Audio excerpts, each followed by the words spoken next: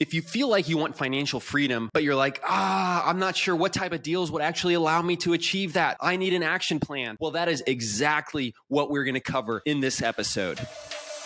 The DealMachine REI Podcast. Everything you need to know to get started in real estate investing.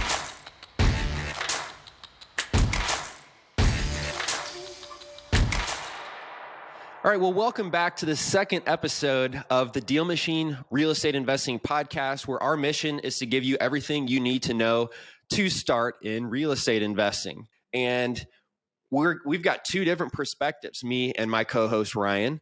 And so we want you guys to envision yourselves, no matter where you're at, by hearing a piece of both of our perspectives on how you can get started and create wealth and freedom for you and your family. Ryan, actually, he started his real estate investing journey in 2019 after taking a 30-day challenge and quitting his sales job and finding his first deal in 14 days and making $8,500. Is that right? In Kansas City, Missouri. Yep, you got it. It's almost like you wrote that down or you have a really good memory. That was from memory. Good. I like it. And I really, really, really wanted to retire when I was 40, Ryan. That was a huge motivation for me. And I realized one thing that was really helpful would be to have some passive income. If I could make my passive income coming in from rental properties, for example, exceed what my living expenses were at the time, which at the time was like $3,000 a month. So, that was very doable, it seemed like. Then I would be able to do whatever I want. And I could, be more bold at my job because I have to worry about getting fired or what the repercussions would be from there, take more risks, etc. And so I went searching for cash flowing rental property. I looked at what was on the market and I kind of ran out of properties that would cash flow. And so I needed to do some other stuff. That's exactly what we're going to talk about today. If you guys have wondered, I really want to get financial freedom, but I'm not sure where to start. I'm not sure what type of deals to go look for. I need action plans. Well, this episode, we're actually going to give you step-by-step on how Ryan and I both got started. We're going to talk about all the different types of lead generations and then hone in on the ones that we know best. And so, Ryan, would you mind if I just maybe went through the 7, 8, 9 common things for real estate investing? And then I'd really love it for you to dive in on the one that you know the best as kind of like a follow through. So you've got rundown houses, which is called driving for dollars. You've got looking at leads on the MLS and Zillow. And I think this is a great place to start. It's definitely where I started. And the best thing is because you can do it from your house in secret. When you're nervous about what people might think when they find out you're trying to be a real estate investor, you don't have to worry about all that. You can just pull up Zillow and you can start looking at deals that way. I know that's what I did. And the quick calculation that I would do is I would say, does this property that is for sale for $100,000, would it meet what's called the 1% rule, which means could I rent it for $1,000 a month? And I knew that was just like a quick way to figure out if a deal would be a possible deal. And what I was finding, Ryan, was the answer was no a lot of times. I would look at a lot of houses and it might be for sale for $200,000. But the rent might only be like $1,100. And, Zillow's not always right, but it does have a Zestimate. And I could also flip to houses that were actually, they have a rent Zestimate as well, by the way. So that would estimate what it would rent for. And then I could flip it to look for a rental property, and I would see what houses similar to it were being advertised for. So very quickly I could tell if the house would cash flow. And that's a great exercise to get into doing. The other ways is you can actually go get a list of certain properties that are vacant, that are in pre-foreclosure, which means maybe they are behind on their payments. And if they're behind for 90 days, then the mortgage company or the bank will send out a public notice to everyone to let everyone know, hey, this house is behind on payments. They haven't caught up yet. Now, they still have a chance to catch up. And that's often why, as a real estate investor, when you get in touch with those pre-foreclosures, they might take a deal, give you the ability to pay off their mortgage and take their house for a discount. But that's what the pre-foreclosure list will help you with. You got absentee owned properties. I mean, that's kind of also called tired landlords. You know, they've owned it for 10 plus years and they're an absentee owner. Maybe they're getting tired of the expenses. Expired listings, which means they didn't sell the house on the MLS, and you could add a filter there too of like, oh, they've got at least 35% equity, so there's room for me to make like a lower offer. And then the equity means that if the house is worth 100,000, they only owe like 70, so that would be 30% equity. The list goes on, and I feel like you've got a lot to share on what you've done, Ryan. So could you tell us, like, what's your journey in sorting through all these lead sources that people have and then can do and can get leads from as a real estate investor? Yeah.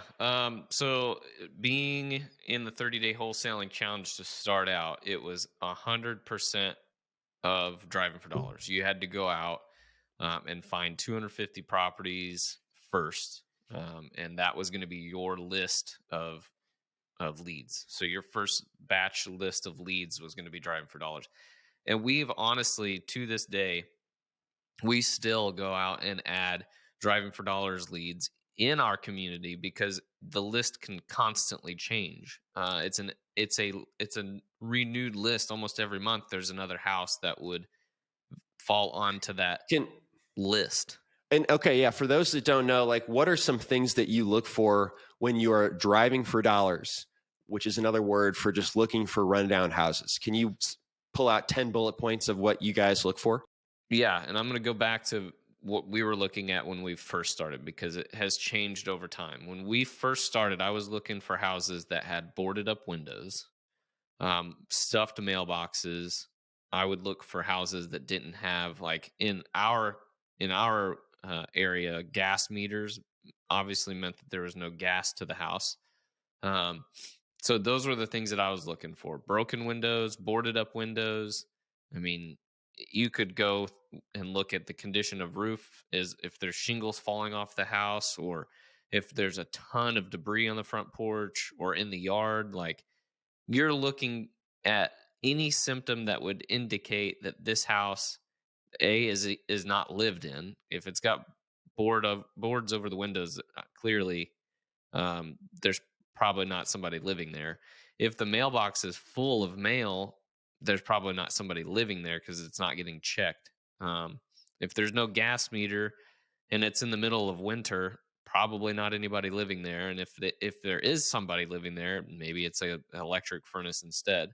Um, but tall grass and not well manicured yard, if there's just trash piled up on the front porch, those are the symptoms that we first looked for. So we would drive every block in our community looking for houses that would match that list of criteria.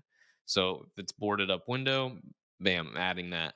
If it's tall grass, I'm adding that. And we actually started in the winter, so some of the symptoms that we were looking for, like unshoveled sidewalks, look for footsteps from the house to the mailbox. If there's no footsteps and it's a full mailbox, then nobody's checking that. So there's always those given symptoms of boarded up windows, stuffed mailboxes, distressed roofing. Those are the easy ones. But in time, you'll start identifying other things when the spring comes around and you see that the yard hasn't been mowed in 6 weeks. Then hey, that's nobody's taking care of this house. It's not being maintained. So that list just changes. It's a seasonal list, but in time, what we have seen in our community is houses have come up. They've come up because of how many houses we've gone out and flipped, or how many investors we've brought into St. Joe that have increased and bettered the properties. So our lens of what is distress has changed. Now it's like, when was the last time that house was painted? When are those windows? Are those vinyl windows? Or are those still metal frame or wood frame windows? That's a 3-tab roof versus an architectural type shingle. So it changes. And even if you're not in a market that has as much distress as we had, then your lens is going to probably be a little bit more like, hey, that's got chipped paint all over it, or hey, the yard isn't mowed. So those, I would say, those are those are the most common symptoms that we still to this day kind of hone in on. Got it. So your lens has changed as Mhm. you've gotten into this habit of looking for distressed properties. And it's a list that you continually refresh and look for because let's say an ice storm just happened and knocked down a tree limb. And then Exactly. 2-3 weeks go by and nobody's cleaned up that tree yet. And Mhm. then you realize, oh, that's because nobody's home in this house. Mhm. What is this situation where this house has a tree that's fallen, maybe on the house itself, yet nobody's cleaned that up? And so that's what you're saying is like things happen frequently. And so keeping an eye out for these types of houses that have something wrong with them, or they look a Right. little bit less than the rest in the neighborhood, has really been important for your business. Yeah, it's been huge. And that's the thing is like you can go out and drive 1 week and add 250 leads, but next week there's going to be, 20 more or 15 more. And so you have to, that has to be, we all know consistency in anything is key. If you want to be good at something, you have to be consistent with it. Muscle memory, you have to continue to do things that are going to create a pattern. So even if you added 250 driving for dollars leads to get started, go out the next week and go and look for more, even in the same areas, because you don't know what can change over the course of a week or 2 weeks. So it's an ever evolving list. There's new leads that pop up on that driving for dollars list that you can just continue to add. Yeah. So let's talk about there's a lot of different ways to generate leads. As I kind of rambled off at the beginning of this episode, there's even more. And so you started with this method, which was looking Mhm. for distressed houses, AKA driving for dollars, mainly because you took a challenge and that was just what they told you to do, right? Yeah, that was, I mean, I literally did not know anything about anything wholesale before the 30-day challenge. So for me, it was laid out. You got to go do this, this, and this. Got it. Okay, cool. So on my path, I was really interested in analyzing deals. So I was looking on the MLS, like I said. What I ended up finding was this house that I was going to buy myself, and it was like $193,000-$4,000, and so it wouldn't rent for $1,900 at the time, but I knew I was going to live in it and rent out 3 bedrooms, and so that was going to generate $500 a bedroom plus me living in it for free. I was like, oh, okay, it's about $2,000. So that does kind of meet the 1% rule. So that's how I made my choice on how to get my first house. And so I was renting at the time and looking for a real estate deal. And I was like a little bit nervous to make my own offer because I had never done that before. And I was like, why don't I just buy a house and house hack? And I had to put like $4,800 down just to get this house and change my situation. So I really didn't have to pay any living expenses because the mortgage with the taxes and insurance was $1,300. Renting out to my coworkers, that was bringing in $1,500. And so that was my first move there. And that's how I briefly analyzed it, was using that 1% rule on Zillow. I did buy one more on Zillow, but all this is to say, then I kind of ran out of houses that would really cash flow and be a good deal on Zillow, because if they're listed on the market, there may be a few exceptions, but most of them are going to be in good condition and not really allow you as a real estate investor to add value or have enough difference between what the mortgage payment would be and what the actual rent could command. And so that's why you have to go beyond Zillow and beyond the agents to look for other leads. And rundown houses are a prime candidate, because if something happened in their life where they needed to get rid of the house, they would need to turn to an investor to get rid of that quickly. And that's exactly the proposition that you're giving them, right? Is like, it's kind of like a pawn shop. They're getting rid of the house. They know they're not getting the top dollar, but they'd rather just get rid of it and get the cash Hmm. and move on to whatever the next thing is in their life. Yeah. Yeah. And we've seen that with houses that you look for expired listings on Zillow or old listings from Zillow and go back to those and just make offers. I can't.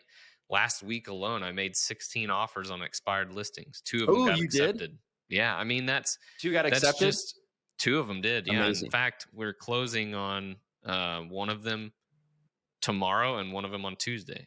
One's a duplex, one's a triplex. So Nice. those are the types of things that you just, I mean, it all comes in experience, like Hmm. all comes in time. Like Hmm. when you're getting started, what you're doing when you're getting started is not what you're going to do 3 So years in. are you a registered agent, by the way, real estate agent? No, Okay. no. So when you go on Zillow and you filter by expired listings, yeah, I actually, hold on a second. I did that search and I think that filter was gone for me. Are you saying that you found a filter there that would show you the expireds? No. We have a realtor that brings us all the expired listings. Got it. Okay. Yeah. Yep. Good to Okay. So you clarify do that. have a realtor. Where did you meet this realtor? This realtor is a friend to one of our acquisitions managers. And there had been some discussion of, hey, I'm working here, we're looking for this kind of thing.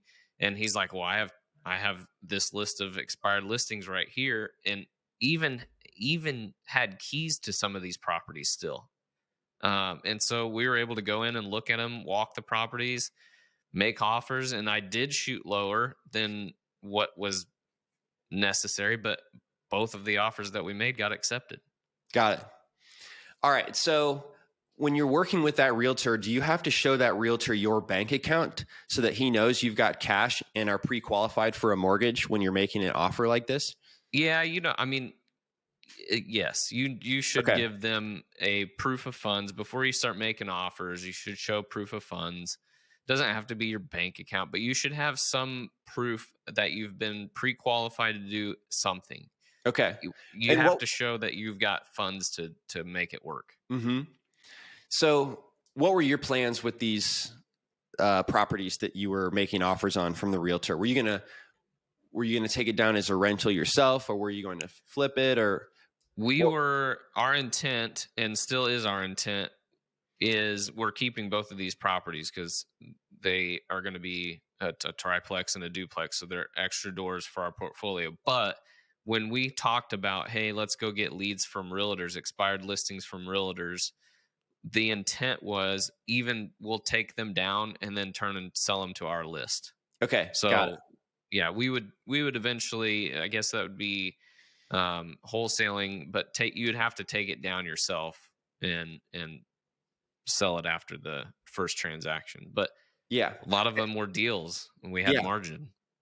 So your first deal, what you did was called wholesaling. And for those that Hmm. don't know, that's when you get a property under contract, you don't use your cash or money, and then you assign it to a flipper or hedge fund that does have cash and wants to buy that property at the amazing deal you locked it up at. So if you're going to make an offer through a realtor, typically I don't think you can assign those, right? So that you wouldn't really be able to wholesale those unless you did have the cash to take it down. So that's one reason why, if you don't have cash, look for the rundown houses might be a better option for you. You can assign, even with a realtor, you can assign the contract still. And Oh, we've okay. done that. We've done that where we get it under contract. The realtor that we work with knows what we do. He knows that we're Mm, wholesalers, but we also are investors now too. So it's when I go and look at a property, I'm looking at it for myself, but making sure that I have enough margin in that to have another exit strategy. So if it becomes, I don't have enough time to do this, or whatever the case may be, there's a symptom of the property that I don't like, I can turn and wholesale it. And he's aware of that and knows of that situation too. We have it in our contract with him that we can still assign the contract. So um, got it. it can be done. I mean, realtors and wholesalers can have great relationships. Here, it's not that way. So I wouldn't say you could go into that with every realtor and then be okay with it. Got it. Yeah, it's like there's some friction there because of maybe some misunderstandings about how each Sure. work and what value that each person provides. So that's really great to hear that you've got a great relationship with a realtor that knows how you guys operate and is willing to allow you to assign that contract with them. That's Right. great. What's Yeah. the other thing that you did to find leads besides looking for rundown houses and making offers on expired listings?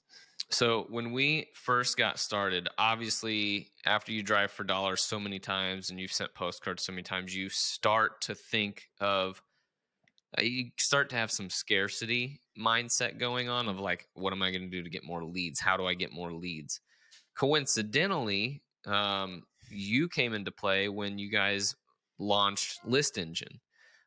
What I did just playing around with List Engine, I found that you could pull a list of all the vacant properties in your zip code. So curiosity kills the cat. And so I pull a list of all the vacant properties, which was a ton, surprisingly. And I just started mail blasting all of those. And then my phone, I'm not even kidding, my phone would not stop ringing. And there would be days where from the time that the sun was up until the time the sun was down and through the evening, I got call after call after call after call from that.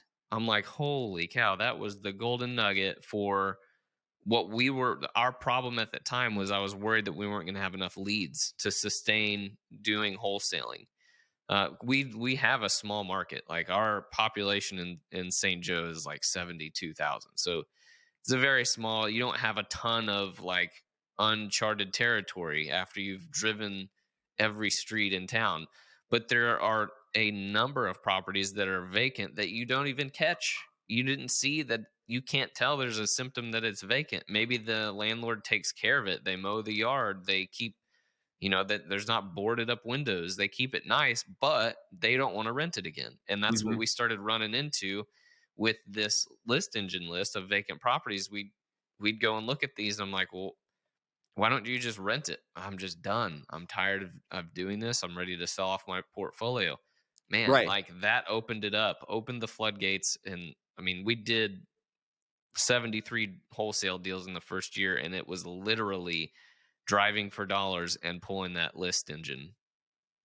Amazing. I'm glad that's so interesting because St. Joe is not a big city. And so No. you had begun to have a scarcity mindset because you had found a lot of distressed properties and probably felt like you covered your whole city.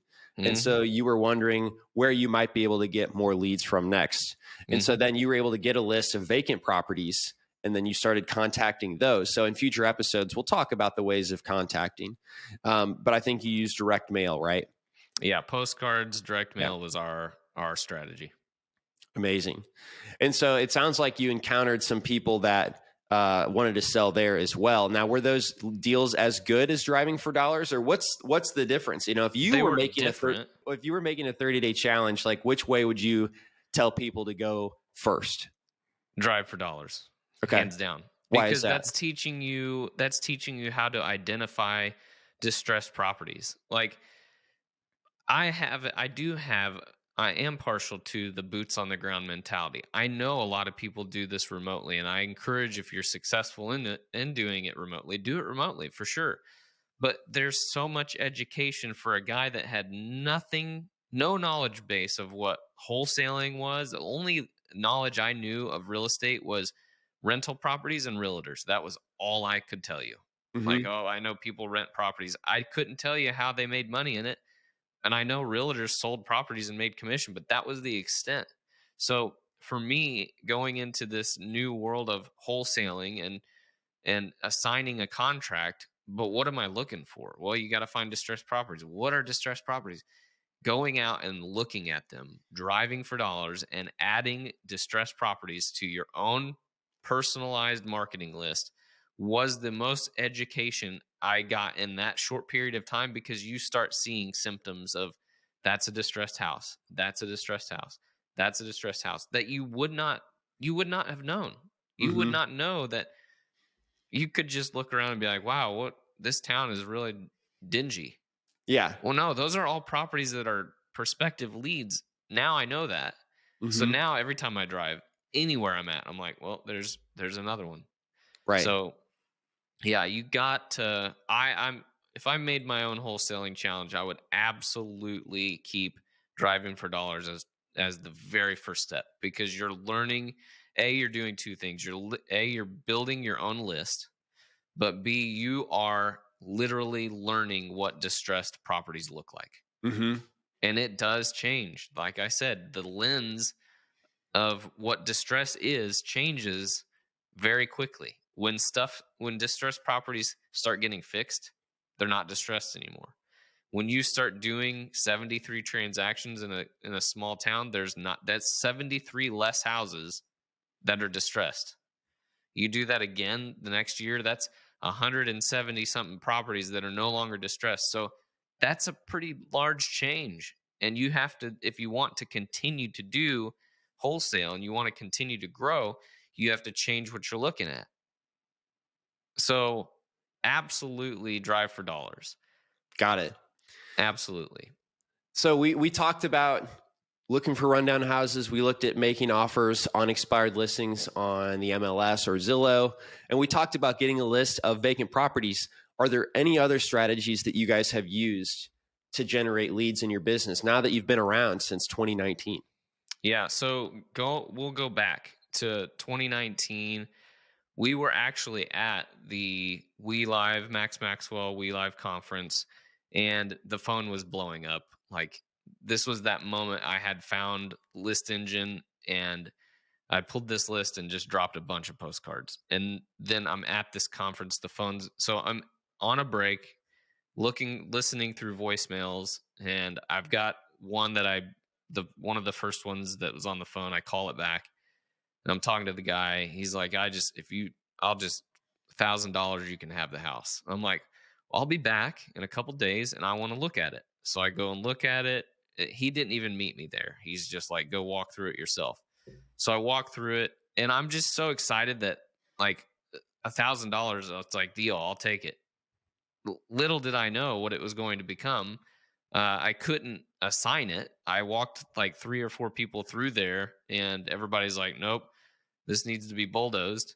I could not find somebody, but I knew that the plan for my journey included buying properties myself. Mm-hmm. We had an influx of cash doing these wholesale deals.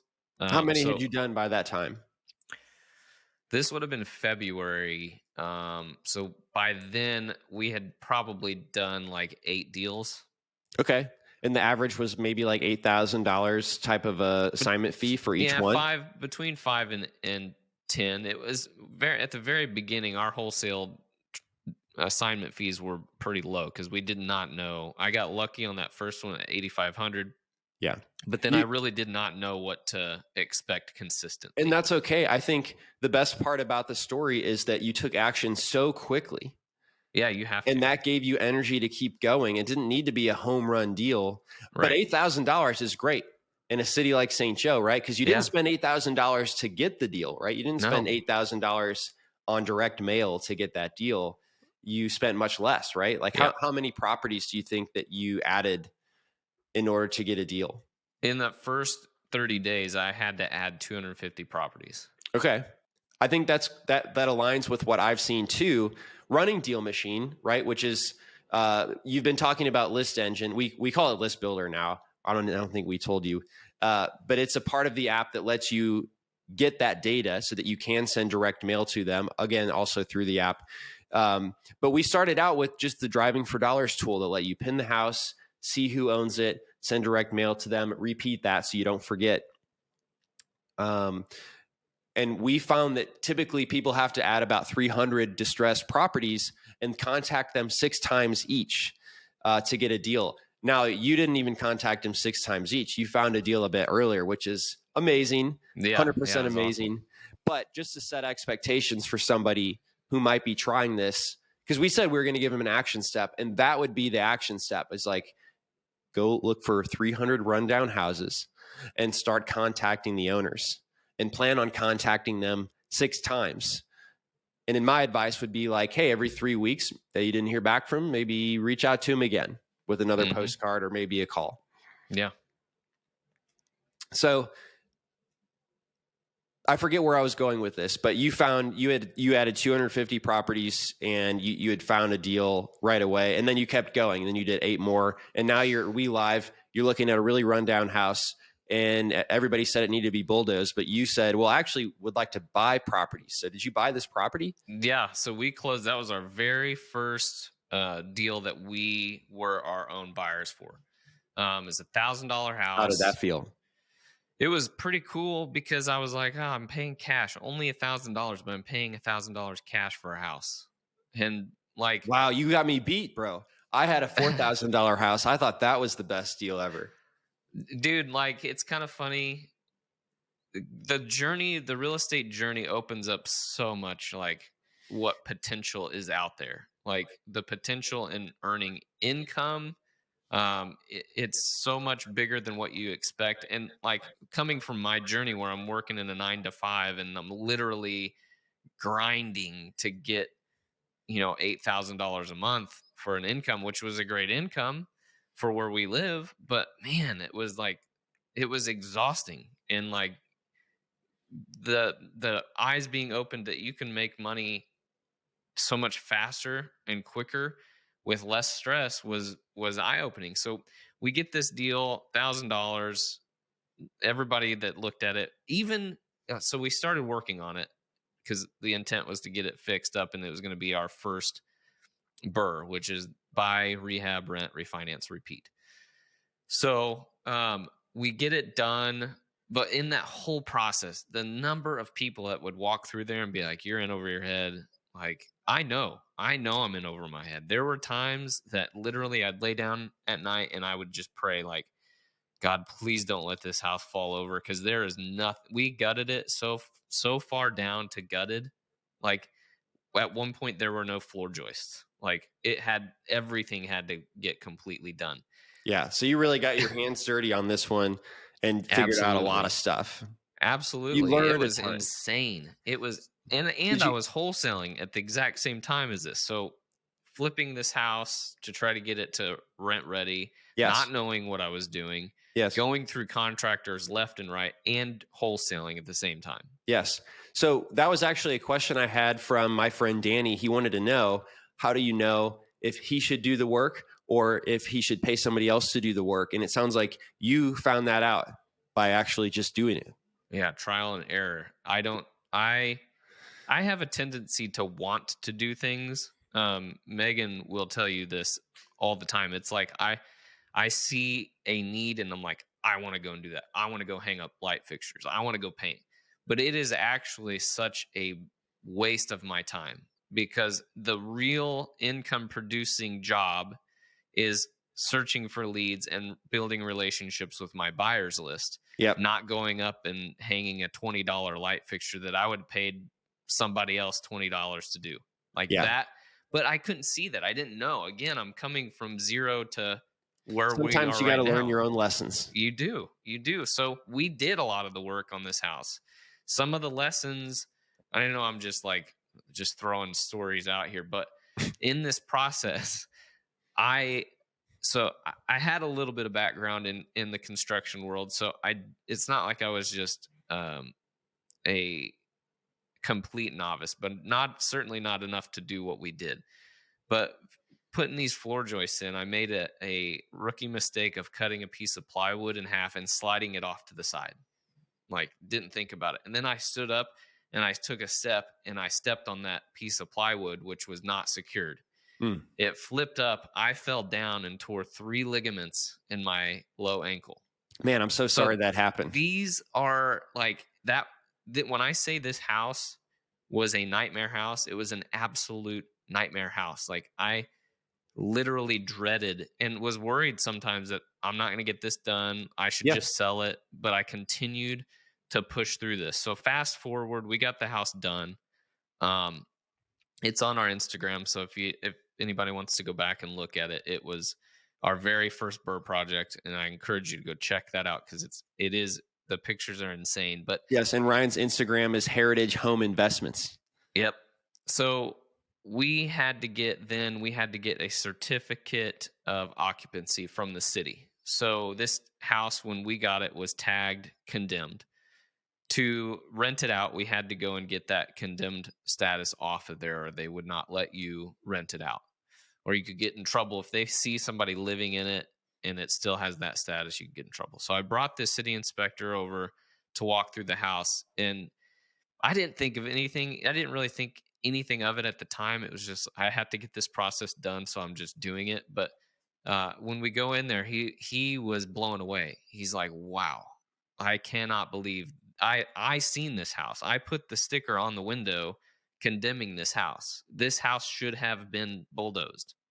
And so he said at that time, he's like, are you interested in other deals like this or other houses like this? And I'm like, yes, absolutely. In my mind, I'm like, I would never want to do this again. But now I know what was possible was finding $1,000 house and getting it fixed up and getting it rented. So I said, yeah, absolutely. Send me, if you've got addresses of houses that are similar condition, send them to me. And we built that relationship. To this very day, I'll get random texts. Hey, here's an address. Here's an address. This guy wants to sell. This house has been condemned. So wait a minute. And we get that constantly. This was like the city inspector, city maintenance manager, right? Yes. He could not believe that you fixed up this house, and he liked it so much that now he texts you personally when houses come up like this. Yes. Amazing. Text, so there's another calls. lead source. There's your third lead source. Yeah, and that's like literally that lead source costs me going to lunch with him on occasion. Whining and dining him, taking care of him. Thank you for giving me these leads. Yeah. And a lot of times they're good leads. But what's crazy about it is these leads provided a solution to my pain point of I need to find more leads. He had a pain point as well. He was tired of having to send citations to these people. He was tired of having to send his maintenance crews out to mow these properties. So it was literally the connection that we made solved two problems. Yeah, it was helping him and it was helping me. Yeah. But you have to, the thing with this is you cannot go into this with a wholesale only expectation because they want to see something done.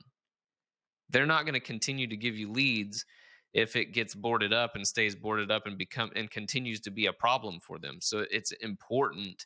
This is totally a topic for another podcast, but you have to build good relationships with people that are going to buy them and fix them. It cannot continue to sit, or this lead pool is complete waste. Yeah. Well, I'm really appreciative that you told that story of tearing your 3 ligaments, which is so awful. I'm so glad that happened because we're not just talking about success stories here. We're talking about lessons learned. Yeah. And I think one of the lessons was don't put a board that's not, screw it down. Screwed down. But also it sounded like a lesson in there was like, yeah, maybe you don't need to be the one that's doing the work. You should be focusing on going to lunch deals with your city inspector and the other, buyers that you have, and then looking for actual new deals. Absolutely.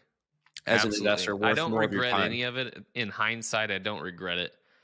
I'm super thankful for my whole journey, including the ligaments that still give me knee pain to this day.